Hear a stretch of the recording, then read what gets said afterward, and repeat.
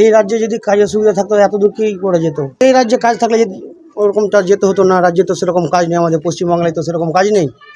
মুখ্যমন্ত্রী তো 5,000 টাকা ভাতা দিবে বলে তো ঘোষণা করে। কই তাই এখন তো পর্যন্ত কেউ পায়নি, আমরা তো পাইনি।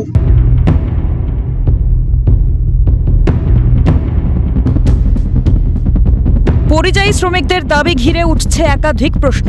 বস্তুত রাজ্যের ক্ষমতায় এসেই শিল্পায়নে উদ্যোগী হয়েছিলেন মুখ্যমন্ত্রী মমতা বন্দ্যোপাধ্যায়। চালু করেছিলেন বছর বছর বাণিজ্য সম্মেলন। বাণিজ্য সম্মেলন থেকে বঙ্গে বিনিয়োগের জন্য শিল্পপতিদের বার্তাও দিয়েছিলেন। নতুন নতুন লোক নিয়ে এসেছে রাজ্যে। শুরু হয়েছে দেউচা পাচামি থেকে কয়লা উত্তোলন। এই অবস্থায় পরিযায়ী শ্রমিক ও বিরোধীদের দাবিতে প্রশ্ন উঠছে, বাংলায় কি সত্যি কাজ নেই? পরিযায়ীদের ভিন রাজ্যেই কাজের অভ্যেস তৈরি হয়েছে, নাকি এসব কেবল কথার কথা, বাংলাকে বদনাম করার চেষ্টা? Some people, they want to defame only Bengal, but they do not know how Bengal totally changed.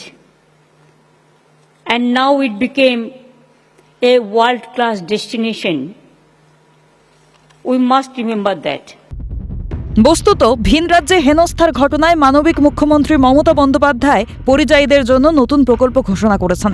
তারপরেও বাংলায় কাজ নেই বলা কি রাজ্যকে বদনামের চেষ্টা নয়? ক্যালকাটা নিউজ।